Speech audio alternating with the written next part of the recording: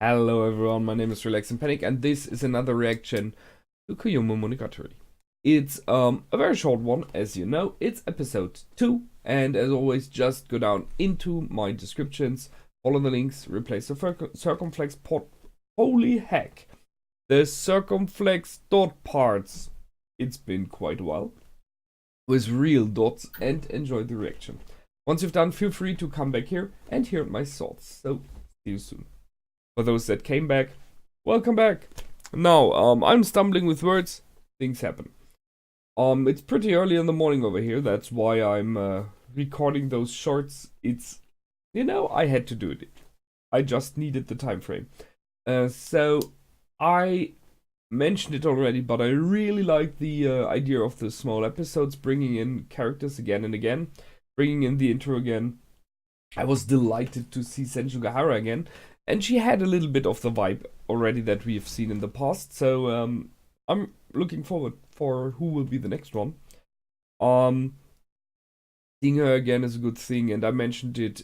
She is over large. She is over life-sized in the season, in my opinion. Because she brought out very many really good things in Aragi. She is someone he can trust in the latest episodes we've seen. And she's like a backbone for him. And I think that is something that is important. So I see her as a major player in the series in general, although she does not appear very often directly, you know? So now this one is called Flowers. So we have month 5. So we are really jumping month-wise forward. I guess next one will possibly be month 6. We'll see.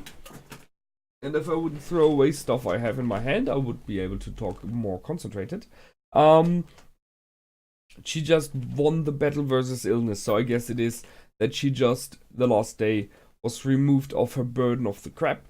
And she pointed out very, very fittingly that even walking feels different. I can understand that to some degree. Not completely, though. Because I had the good fortune of not having like a serious illness or burden that pushed me down over such a long time in my life. I had, as many people, some minor things, I had kind of a sickness for 1.5 weeks, which was a permanent pain in a very low threshold, but permanent. So after more than a week, you just go nuts. So I can understand that. Because it strips away, it screeches away your resilience. And once the resilience is gone, everything, doesn't matter what, even person talking to you will make you go berserk. So I can understand that partially. And there are, like burdens in life that you have, and once they are lifted, you feel this, for a short amount, this moment of you can breathe again. So I can partially understand it. Once such a burden has been lifted, it is more the effect of the missing burden. The fact that you feel more free, which you have for possibly just a bit of time. But it, as mean as it is, nature tends and does it that we forget about it very soon. And then we just feel normal instead of lighter, better, whatever. We then just feel normal. And over time we forget what it felt like to be burdened like that. So, as I said, sadly, but I can understand it. And then they went in and they found the flowers. So it took quite a while for me to understand the concept there. I know the concept of putting flowers on places where people have died. We have that over here as well. Especially at the road. So that's a very typical thing to see. We do have, thus my country was in the past a very Christianized country. We do still have the tendency to put up a cross there as well. But the cross is what we have on our cemeteries. So where we are burying people, there are crosses as well, often, not always. Nowadays it's more like stones. But on the road, when someone died there, possibly in a car accident, or like you have a cross, possibly the name on it, maybe the date, just maybe, because it's very small wooden cross, and very often flowers, who to me very often feel a little bit sad out of two things. One thing is there is someone who lost someone meaningful to him. So if there are flowers, there is someone saying, "Here I lost." And when time goes on, you realize multiple things.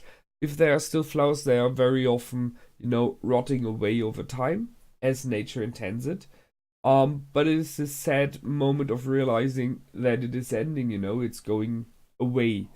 And then there are these moments when you realize, if you pass by the place more often, that the tendency to put flowers there gets less and less, until when even the cross is removed, and that's it. So it is, I'm not saying those people forget their loved ones, but they go the way that possibly is the best one for your own mental health. They tend to not dwell into the pain too long. But it is a sad thing, because we all will go somewhere, and realizing the fact that over time people will forget about you. Not completely, never ever, but they will not think about you every day or every week. And then there will be the moment when they think about you like once a month maybe. Except for very, very close person, right? So, well, that was one thing.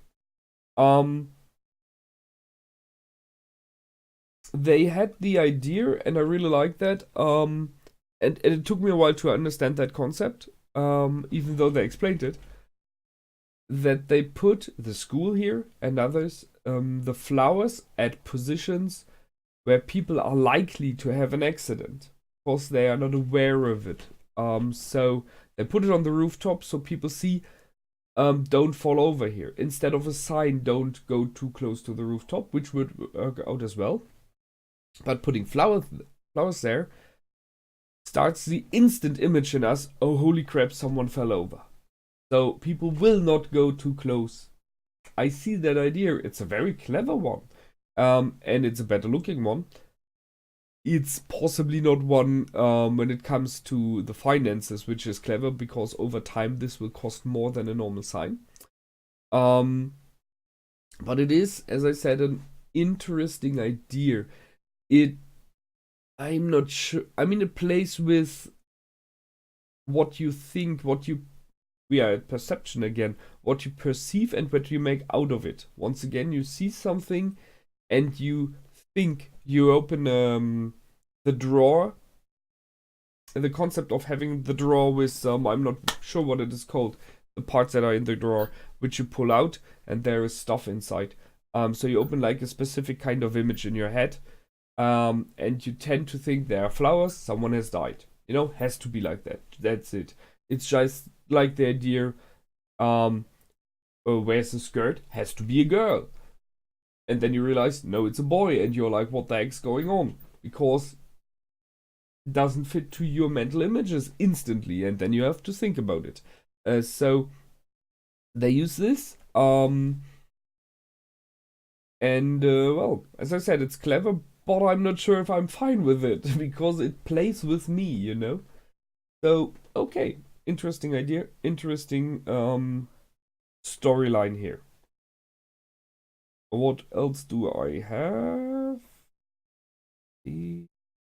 Of mind. Yeah, it was not a good luck charm. Nothing to peace of mind here. Yeah, well, that's it.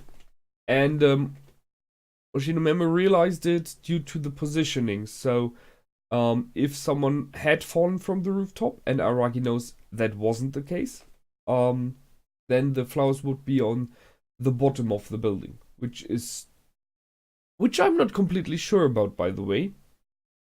Normally you put them where people died, I can understand that. But as someone who really knew the person, like mother, father, loved one, sibling, I am not sure. I mean, sure, you would put something there as well, but the last place that the person was the place where this person decided to jump in case of a suicidal person. I think people, talking about like a railroad, or like a motorway, and you have a bridge crossing over, and people that jump because they are suicidal. I wouldn't put the cross and the flowers on the road below. I would put it on the bridge up there. Because this is where, in the end, the life of this person ended. The bodily life ended down there, sure. But the decision, the last moment, the thoughts, everything happened on the bridge. So I think I would put it on the bridge instead. It's worth up for discussion. What do you think? You're welcome. Now, that's it for this time. As always, feel free to comment, like, and subscribe. And I will see you in the next episode. And until then, my name is Relax and Panic. Goodbye and out.